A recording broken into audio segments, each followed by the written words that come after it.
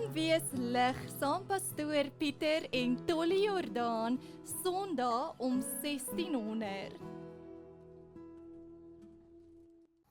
Goeiedag. Andermaal is dit my voorreg om u te groet hier uit die Weeslig kantoor. Ja, my tema is openbaar my lewe, vyandskap of vriendskap met God. Terwyl ek hierdie week eendag vroeg in die môre, wat my tyd is om met die Here te praat, kom die liedjie by my op. I'm a friend of God. He calls me friend. Kan jy werklik in hierdie dag sê, I am a friend of God? Die teksvers wat die Here toe op my hart lê, is Jakobus 4 vers 6 tot en met 8. Maar hy gee groter genade, daarom sê hy, God weerstaan die hoogmoediges, maar aan die nederiges gee hy genade. Onderwerp julle dan aan God, weerstaan die duiwel en hy sal van julle wegvlug. Vers 8, nader tot God en hy sal tot julle nader. Dan is daar 'n voorwaarde, reinig die hande julle sondaars en suiwer die harte julle dubbelhartiges. Ja, hierdie teks het in my kop gebroei vandat ek daardie liedjie gesing het, I am a friend of God. Die Here wil hê dat ons in hierdie jaar 2026 nader en nader aan hom moet kom. Ek het duidelik gehoor dat ons wysheid van God moet vra, wat nodig is vir ons, so ook om Christus toe te laat, om ons lewens te vul en hy in beheer word van ons lewe. Ja, hierdie wysheid van God moet ons help om wys en verstandig te wees in hierdie wêreld, wat meer boos en booser word, sodat ons diensknegte en diensmaagde van Christus as daders van sy woord begin uitlewe. Die vrug van so 'n wyse lewe is geregtigheid en vrede. U en ek, wat in verhouding met God, die Vader, deur Jesus staan, moet so lewe dat hy deur ons lewens altyd deur verheerlik word. Maar daarteenoor staan die lewenswandel wat gevoed word deur selfsugtige bitterheid, 'n afgunstige hart, 'n hart wat lei tot wanorde en gemededade. Daarom het die Here in die woord gesê wat ek nou aan u voorgehou het, reinig julle hande en suiwer julle harte, julle dubbelhartiges. In die konteks van die wesenlike vyandskap van Genesis 3:15 word ons daagliks gekonfronteer en moet ons duidelik kies of ons deur ons vlees gelei wil word, wat die saad is van die vrug van die Satan, met sy begeerlikhede, en of ons die vrou se saad wat uit Genesis 3:15 vir ons voorgehou word. Daardie saad wat vir ons die begeerte gee om die welleste en die selfsugtige optredes af te kan lê. Die vraag in hierdie dag is, het jy al gekies? Wat moet ek in my lewe verander om nader aan God te kom, as jy by daardie keuse kom? Ja, 'n lewe wat vriendskap met God openbaar, is 'n lewe wat spreek van ons optredes, ons agendas, wat bepaal word deur God se woord en deur sy gees. Die skrif leer dat 'n lewe volgens sondige hart, my eie welliste, my eie sondige gees wat mislei word deur die tydsgees en hierdie wêreld, in stryd is met die lewe deur die gees van die woord van God. Daarom vermaan Paulus ons in Galasiërs 5 vers 16, maar ek sê, wandel deur die gees. Daardie in die oorspronklike taal sê, responsive to, guided by and controlled by Holy Spirit. As ek deur Heilige Gees gelei word, dan sal ek nooit die begeerlikhede van die vlees wil volbring nie. Want vers 17 sê, wat die vlees begeer teen die gees en die gees so teen die vlees, en hulle staan teenoor mekaar sodat julle nie kan doen wat julle wil nie. Maar as julle deur die gees van God gelei word, dan is julle nie onder die wet nie. Die gees, hoofletter gees wat in ons woon, begeer, is jaloers oor ons. Ja, sy kinders, sy volk, hulle behoort aan hom. Hulle is 'n vriend van God, wat deur die gees van God gelei word. Hy wil ons nie net met 'n ander man die sondige wêreld deel nie. Hy wil nie hê dat ons egbreekers moet wees en ontrou moet wees soos wat die Israeliete was wat uit die woord van God kom as leerlinge vir ons nie. Hy begeer vir ons wat in lyn is met God se wil vir ons lewens. So, ons moet weet, ons kan nie die Here en die wêreld as sondige harte dien nie. Ons moet kies wie ons wil dien. My boodskap is, kry klaar met die wêreld en sy begeerlikhede. Wy jou aan God elke dag toe. Ons kan nie God en Mammon dien nie. Jy kies vir teen Christus. As jy wedergeboorte is, behoort jy aan die saad van God, en die slangsaad gaan jou probeer weghou van die oorwinnende lewe. Want 'n vriendskap met die wêreld, sê die woord, is vyandskap met God. So wat behels vriendskap met God? Uit hierdie geleesde gedeelte, en ek het net tot en met vers 8 gelees en nie verder aan nie, gee God ons riglyne. Eintlik is daar 10 opdragte wat geopenbaar is vir ons, wat ons moet lei dat ons vriende van God kan wees. Eerstens praat hy in vers 6, hy gee ons groter genade. Ja, genade. Genade onbeskryflik groot. Genade wat my van die kruis af afgehaal het en Jesus in my plek daar gesit het. Genade vir jou en my. As jy gesondig het, bely dit en vra vir God vir genade, want God is 'n genadige God. Hy wil nie hê dat ons moet verlore gaan nie, maar dat ons sy vriend moet word. Die skrif is vervul wat sê, en Abraham het God geglo, en dit is hom tot geregtigheid gereken. Hy is 'n vriend van God genoem. Hy is 'n vriend, is jy dan ook 'n vriend van God? Ja, as ons in sondige toestand lewe, en die sonde heers oor ons lewe, het God vir ons genade. So, ons is in Christus gewortel, moet deur geloof lewe, om ons tonge tot sy eer en heil van die naaste te gebruik.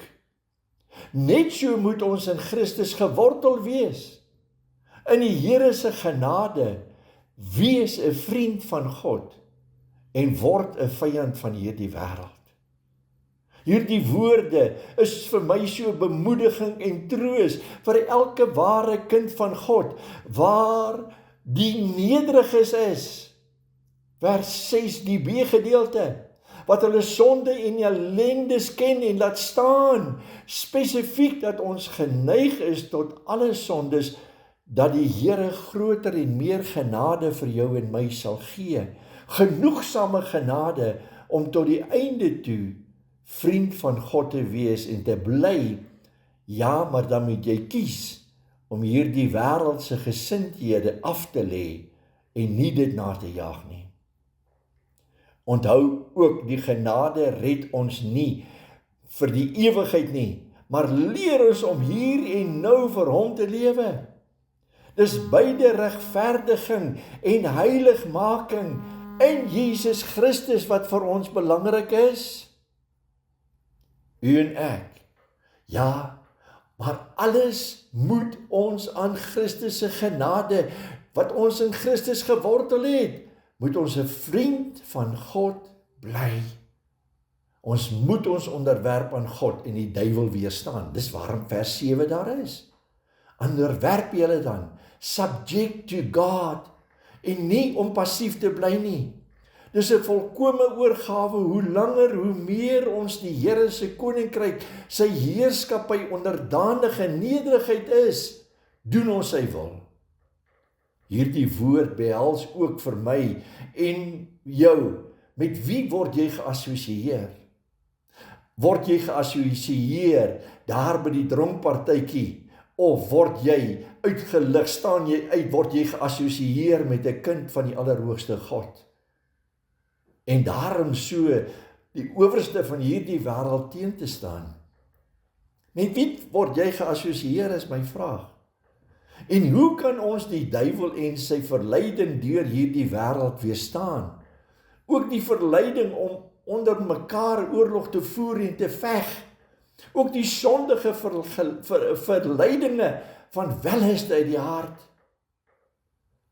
Net soos Jesus in Matteus 4 vir ons daardie voorbeeld gesê het, daar staan geskrywe, ja, deur sy woord en deur gebed. En daarom, die derde ding, ons moet die Here nader in aanbidding. Vers 8 sê, nader tot God. Die nader daar is 'n opdrag tot verootmoediging in aanbidding, 'n hele lewe toegewy aan die Here. Die worship, dit is tog waarvoor ons geskape is. Psalm 100 vers 2. Dien die Here met blydskap. Kom voor sy aangesig met gejubel. Erken dat die Here God is. Hy het ons gemaak en ons is syne, sy volk en die skape van sy weide. Gaan sy poorte in met lof, sy voorhoewe met lofsange. Loof hom, prys hom, die naam van die Here. Hoekom? Vra jy my? Vers 5 verklaar, want die Here is goed. Uit genade is hy goed. Sy goeie tierenheid is tot in ewigheid en sy trou is van geslag tot geslag. 'n lewe van lof en aanbidding en gebed. Ja, 'n lewe wat besig is met sy woord te ondersoek. Ken die woord, maar ken God wie die woord gegee het. 'n lewe in sy gemeente, onder die prediking en onder die gebruik van nagmaal, die sakramente. Ja, ons moet hom beleef, want ons behoort aan hom en daarom verwag hy van ons dat ons betrokke moet raak. Alles genade middele om ons geloof te versterk, juis om vriend van God te wees en vyand van hierdie sondige wêreld te word. 'n lewe van selfondersoek. 8b. Reinig die hande en suiwer die harte. Hierdie tweede gedeelte is 'n oproep van ondersoek, selfsondersoek. 2 Petrus 1 vers 10 sê, daarom broeders, moet julle des te meer beywer om julle roeping en verkiesing vas te maak, want as julle dit doen, sal julle nooit struikel nie. My vraag aan jou wat luister, openbaar jou lewe dat jy vriend van God is en 'n vyand van hierdie wêreld is. Daarom die oproep om ons hande te reinig. Ons moet ons dade ondersoek. Is dit werklik in diens van die Here en die van ons naaste? Is daar dalk bloed in ons hande? Wie het ons seer gemaak deur ons optredes? Daar is vergifnis, daar is genade. Die tweede gedeelte sê, suiwer die hart. Wat is my motiewe? Wat is my gesindhede? Ek moet dit heeltyd ondersoek. Waar is my hart gerig? Want die woord sê waarvan die hart van vol is, loop die mond van oor. Die Here en sy beloftes, of lewe ons in ons eie begeertes? Daarom Johannes in 1 Johannes 2:15 gesê, moenie hierdie wêreld lief hê of die dinge wat in hierdie wêreld is nie. As iemand die wêreld lief het, dan is die liefde van die Vader nie in hom nie. Want alles wat in hierdie wêreld is, die begeerlikheid van die vlees, die begeerlikheid van die oë, die grootsheid van die lewe, is nie van hierdie wêreld nie. Maar die wêreld gaan verby. 'n lewe van bekering, 'n lewe van afsterwe is dit wat God van jou en my vra. Ons moet dit ernstig opneem om in hierdie nuwe mens wat Christus vir ons kom gee het, 2 Korintiërs 5 vers 17, want die wat in Christus Jesus is 'n nuwe skepsel. Die ou dinge het verbygegaan. Daarom moet ons 'n lewe leef van oorvloed, blydskap uit die Here uit. Ons moet lag en bly wees voor die Here, ons moet dans in sy teenwoordigheid. Ja, maar soms wil die Here hê dat ons moet treur en ween oor die toestand van hierdie wêreld, en dit bring ons om vir ander te begin bid. As daar sonde is, moet ons huil. As daar oorlog en vegtery is, moet ons voor die aangesig van die Here neerbuig. Ons moet nederig word voor hom. En hierdie slegte begeertes van bitterheid en afguns en vyandskap teen God verruil sodat ons in vriendskap met God kan wandel. Ja, weeklaag oor die sonde en kom voor die aangesig van die Here in ootmoed. Luister na 2 Petrus 3 vers 13. Maar ons verwag volgens sy belofte nuwe hemel en nuwe aarde. Vers 14. Daarom geliefdes, terwyl julle hierdie dinge verwag, beywer julle dat julle vlekloos en onberispelik voor hom bevind mag word. Dit is om vlekloos van hierdie wêreld bewaar te word en 'n vriend van God, sy hand te vat en te sê, Here, help my, Heilige Gees, kom reinig my, kom Here, dat ek onbesmet voor die aangesig kan wandel. Wat openbaar ons? Dra ons die godsvrug in sy teenwoordigheid. Dit praat van hoe lank ek met hom is, wanneer ek in hierdie wêreld is en ek kan nog staan en sê, Jesus Christus is goed vir my en ek lewe hom uit elke oomblik van die dag. Vra Heilige Gees om jou hartsbegeertes te vul. Erken hom. Herken jou misdade en vra Heilige Gees om jou te lei.